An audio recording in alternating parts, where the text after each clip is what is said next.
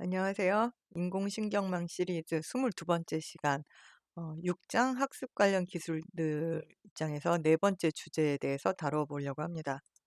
자, 네 번째 주제는 오버피팅에 대한 부분이에요.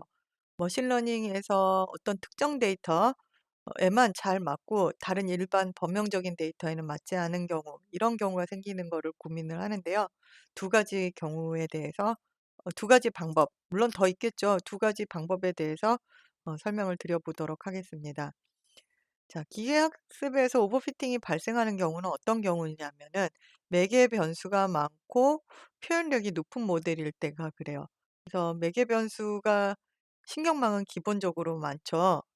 학습해야 될 가중치들이 많기 때문에 기본적으로 많고 층이 깊어지면 더욱더 어, 매개 변수가 많다. 그래서 표현력이 높은 모델이다라고 설명을 할 수 있습니다. 또, 또 하나로는 훈련 데이터 자체가 작은 경우. 그러니까 모델의 복잡성 대비 충분히 큰 훈련 데이터가 있어야 되는데 그렇지 못한 경우에 오버피팅이 발생을 합니다.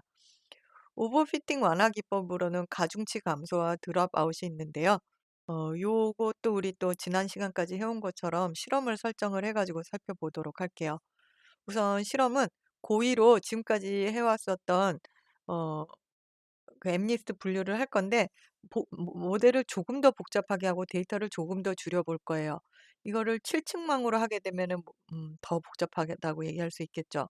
그다음에 훈련 데이터를 300장으로 확 줄여 버리면 되게 적은 데이터로다가 6만 장에서 300장이니까 적죠. 그래서 오버피팅이 발생을 할 거예요. 그래서 고의로 케이스 3.1은 고의로 오버피팅이 발생하는 상황을 만들어서 그 모양을 볼게요. 훈련 데이터는 그러니까 오버피팅이 된다는 거는 훈련은 잘 됐는데 훈련 정확도는 100%가 됐는데 일반 데이터, 시험 데이터가 들어갔더니 나쁘더라. 이 경우가 오버피팅이겠죠. 요렇게 되는 모습을 만들어 보고 동일한 모델에서 가중치 감소라는 기법을 적용을 했을 때에 어떻게 되는지, 그다음에 세 번째는 드롭아웃이라는 기법을 적용했을 때 어떻게 되는지 살펴보도록 하겠습니다. 우선은 고의로 오버피팅을 발생시켜 볼 거예요.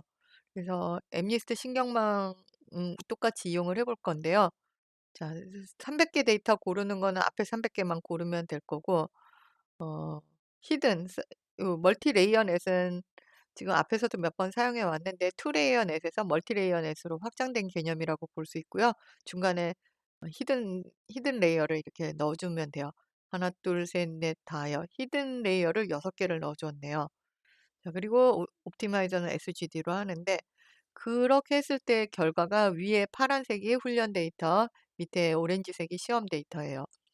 저 훈련 데이터는 어느 시점인가 100번 정도 에포크 반복했을 때 어, 정확도가 거의 1에 가까워졌어요.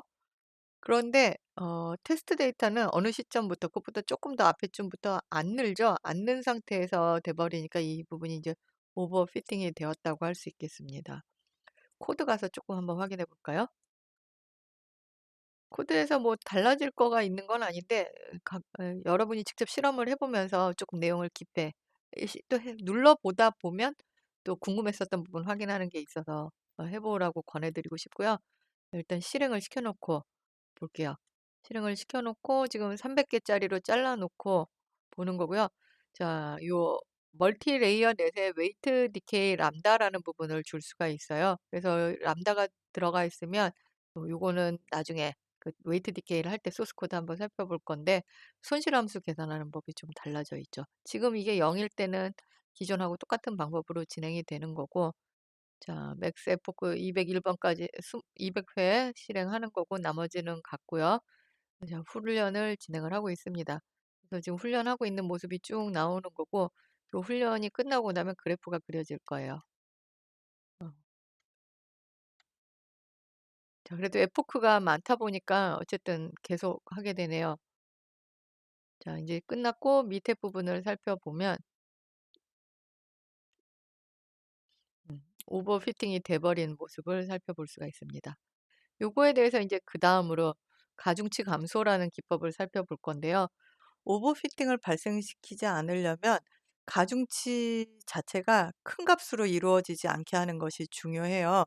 가중치 값들이 큰 값에 이렇게 영향을 받게 되면 그 데이터에는 잘 맞지만 다른 데이터가 왔을 때 이렇게 이상한 값을 내보낼 수가 있다고 이렇게 알려져 있어서 큰 가중치를 갖지 않게끔 하는 방법을 만들면 좋겠어요. 그 방법으로 손실함수를 이용을 하거든요. 우리가 분류 문제였었으면 손실함수가 요렇게 생겼었죠. 어 tk 레이블하고 로그 yk 이렇게 생겼었잖아요. 요 분류 문제에다가 요게 손실함수잖아요. 손실함수에다가 어떤 특정항을 더해 줘 버려요. 2분의 1 람다 w의 제곱이라고 했는데 요거 웨이트의 제곱이라고 돼 있는데 이 값은 어 가중치들의 제곱값들 있죠. 요 가중치 예를 들어서 첫 번째 중 가중치에 요렇게 가중치들이 있을 거잖아요. 행렬로. 모든 가중치들의 제곱값들 각 항들의 제곱을 쭉 다 더해 버려 가지고 마지막에 썸을 해 버릴 거예요. 그러면 어떤 하나의 값이 되겠죠. 그러니까 "가중치의 절대값이 크지 말아라."라는 얘기인 거예요. 요거에다가 2분의 1을 람다 2분의 1을 하고 요 람다는 이제 근데 어느 정도 페널티를 줄 거야? 이게 인제 페널티가 되는 거거든요. 가중치가 커지는 것을 억제시킨다 해 가지고 큰 페널티를 부과한다라는 거죠, 큰 가중치에 대해서. 어떤 놈이 크면 이 값이 커져 버리겠죠. 그래서 이 W를 줄이려는 방향으로도 작동하게 될 거잖아요. 그래서 손실함수에다가 제곱 노름이라고 해요. 지금 더해 준 여기 2분의 1 람다 가중치 제곱 파라미터 제곱을 매개 변수 제곱을 제곱 노름이라고 합니다. 자 이렇게 하면 이게 목표이기 때문에 손실함수를 계산할 때 같이 기울기를 찾을 때 작아지는 값으로 노력을 하게 될 텐데요. 자 덧셈 항목으로 나누어진 미분 항목에 대해서는 이 친구의 미분 항목도 같이 따라가 주면 돼요. 그래서 미분을 하면 얘는 우리 직관적으로는 이 W 제곱이 있었던 부분이 앞에 2가 오고 2분의 1 해 가지고 여기가 없어지고 람다는 남아 있고 요런 식으로 갈 거거든요. 각 항목 하나하나씩 다 펼쳐진 모습이라고 보면 되니까 가중치들의 제곱항이니까. 요렇게 가기 위해서 2분의 1은 요 제곱에 대한 미분 2가 날라올 거를 날려보내기 위한 거고 역전파 할 때는 람다의 자기값 자체를 돌려주면 되는 요런 구조로 해 가지고 역전파도 하기 수월하면서 계산하기 좋은 요 가 규제하는 거죠. 그 가중치가 커지지 않게끔 해서 실험을 해 봅니다. 자 요렇게 할 때 가중 람다 여기서 가중치 감소율에 람다 자체를 0.1만 적용을 해서 오버피팅을 해본 거예요. 앞서 케이스 1 하고 똑같이 300 장의 7층망으로 진행을 해본 겁니다. 이때는 인제 훈련 데이터와 시험 데이터의 차이가 자 간격 폭이 그림에서 쪼끔 줄었고 폭이 줄었죠. 그다음에 이 훈련 데이터가 1로 끝나지도 않았어요. 그래서 우리가 쪼끔 더 해 보고 싶은 여지가 생기잖아요. 아까처럼 훈련 데이터가 1이 돼 버리면 더 이상 훈련을 진행을 하지 못하기 때문에 어 시험 데이터가 개선될 여지가 없었죠. 자 방금 코드에서 이 웨이트 디케이 람다 앞서서 부분 할 때는 그냥 건너뛰고 본 부분인데요. 요 웨이트 디케이 람다라는 거가 로직에 의하면 요 람다 비율을 반영을 해서 손실함수, 로스 함수에 반영되고 있겠네요. 고 모습을 한번 살펴볼까요? 소스 코드 한번 볼게요. 자 소스 코드에서 가중치 쪽 감소 쪽을 보면 다른 거는 여태까지 해온 거랑 다 똑같을 텐데요. 같은 방법으로 진행을 할 텐데 요 람다를 0.1을 주고 자 로스 부분을 보면 업데이트를 보고 기울기를 구하고 이걸 옵티마이즈해서 업데이트를 해 버리니까 보려면 클래스의 소스 코드를 봐야 되는 거죠. 그래서 클래스의 소스 코드를 보려면 투 레이어넷 멀티 투 레이어가 아니고 그 멀티 레이어넷의 소스 코드를 보려면 자 여러분 드라이브의 그 코랩 노트북에 커먼에 있는 우리 9개 소스 코드 여기 있는 걸 사용하고 있는 거거든요.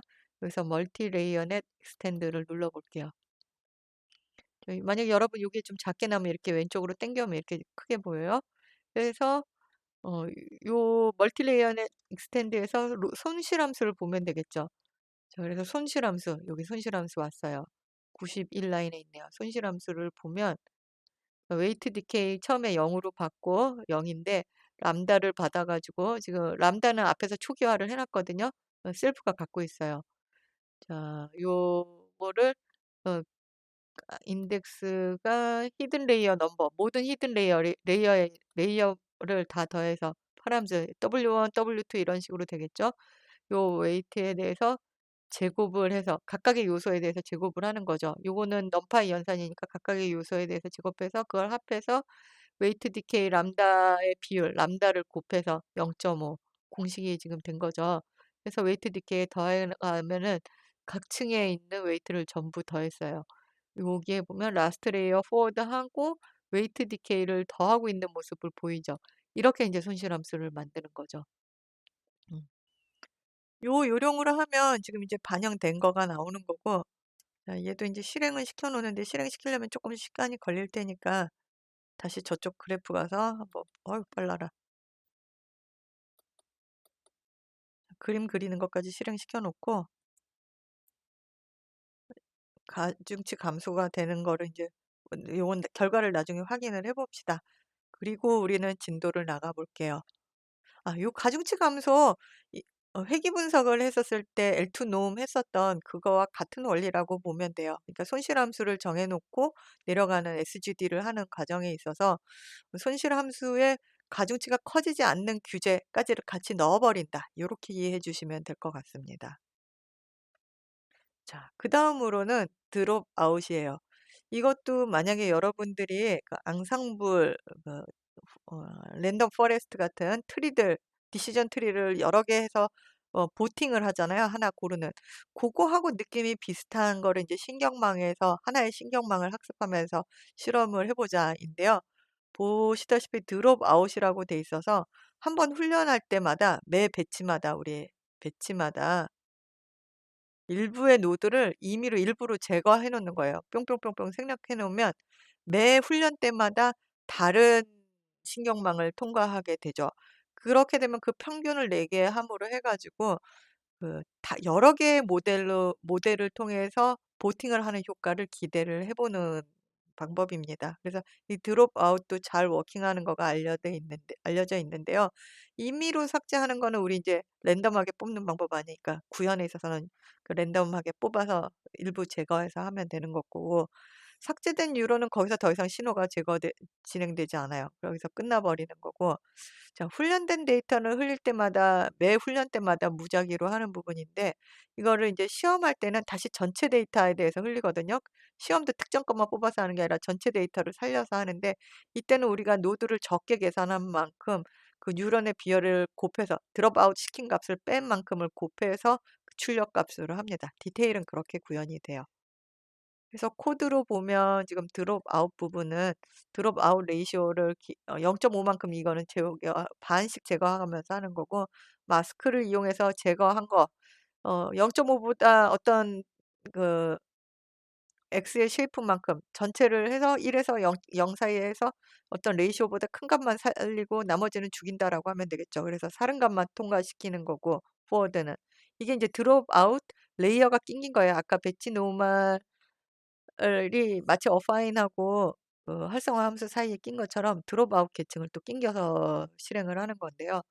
요렇게 셀프 마스크 해서 몇 개를 죽이는 걸 진행을 하는 거고 자 트레인 플래그일 때는 그렇게 하고 트레인이 아니고 그냥 결과를 낼 때는 자기 값이 나가되 드롭 아웃 레이시오 비율만큼을 뺀 거 그러니까 실험에서 훈련 때 사용한 비율만큼을 곱해서 결과를 내게 됩니다. 백워드 할 때는 미분할 때는 그 죽였던 칸은 안 돌려보내면 되니까 마스크를 지금 여기다 해 놓은 것만큼만 살려서 보내고 나머지는 없애서 보내면 돼요. 이거는 음 마치 렐로 함수에서 0 이하는 죽여서 보냈거나 한 거하고 비슷하죠. 그런 원리라고 보시면 될 것 같고요. 자 드롭 아웃도 실행을 해 놓고 보면 0.2로 지금 케이스 1과 2와 똑같은 망을 갖고 사용을 해 보면 그 훈련 속도가 느려져요. 느려지긴 하지만 꾸준히 올라가는 모습이 보이죠. 그렇다면 이 부분은 만약에 계속 진행을 한다면 훈련을 개선의 여지가 있다라는 부분을 생각해 볼 수 있을 것 같습니다. 요것도 어, 드롭 아웃은 여기 쓰여 있듯이 복잡한 표현력을 유지하면서도 오버피팅을 억제할 수 있는 장점이 있다라고 알려져 있습니다. 자, 아까 웨이트 디케이 한 거 가중치 감소 해놓은 부분은 지금 잘 진행돼서 온 부분을 보이고 슬라이드에 있었던 것처럼 1로 끝나지는 않으면서 폭이 줄어든 모습을 보이고, 자, 드롭 아웃의 경우 클래스 지금 우리 소스 코드 살펴본 것처럼 일부 층을 보내거나 안 보내거나 하는 거고, 유즈 드롭 아웃은 이제 false하고 true로 둘 다 해볼 건가 봅니다. 300번 반복시킬 건데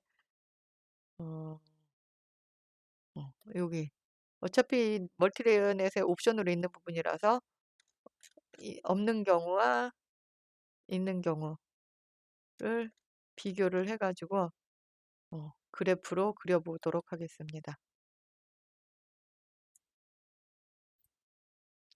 자, 요 그리고 있는 동안에 나중에 저 부분을 확인을 하기로 하고, 오버피팅 대책이 없는 경우 감소, 드롭아웃 있는 시키는 경우 등등을 이제 이렇게 비교해 보면 적절히 섞어가면서 하면 좋겠죠. 드롭아웃은 지금 보니까 오버피팅은 없는 대신에 학습 속도가 느려요. 그쵸? 같은 모델에 대해서 학습 속도가 느린 단점이 있고, 그렇다 보니 하이퍼 파라미터를 설정 자체를 잘 하면 그대로 드롭 아웃 레이시오 같은 걸 좀 줄여가면서 하는 방법이 있을 수 있겠는데, 요런 이제 하이퍼 파라미터를 선정하는 방법을 다음 장에서 알아보도록 할 거예요. 그래서 적절한 하이퍼 파라미터 값은 다음 수업에 알아보기로 하고, 자, 지금 이 부분은 계속 수행을 하고 있으니까 잠깐 기다려 볼게요. 기다리는 동안의 여담인데요. 여기 보면은 에포치가 301이라고 돼 있잖아요. 이터레이션 하는 횟수를 정해주는 의미가 있는데요. 데이터 개수 대비 그 데이터가 300번 소진될 수 있는 만큼의 양을 테스트해 본다는 의미예요. 그런데 우리가 지금 데이터가 300개짜리 데이터가 돌고 있으니까 배치 사이즈가 100이면은 한 에포크는 3번이겠네요. 그러면 이 테스트는 전체적으로 900번 반복하는 작업이라고 보면 되겠어요. 실행이 끝난 것 같으니까 그래프까지 살펴보면, 아이고, 그래프까지 살펴보면, 자, 요번에도 여전히 올라가는 모양새를 보여주지만 조금 완만하게 올라가고 있는 모습을 볼 수가 있겠어요. 매 실행할 때마다 그래프는 좀 다를 거고, 여러분 그래프하고 제 그래프도 좀 다를 텐데, 드롭아웃을 적용했을 때는 완만하게, 그러나 오버피팅이 되지 않게 올라가고 있는 모습을 살펴볼 수가 있었습니다. 다음 시간에는 적절한 하이퍼 파라미터 값을 찾는 방법에 대해서 살펴보도록 하겠습니다. 수고하세요.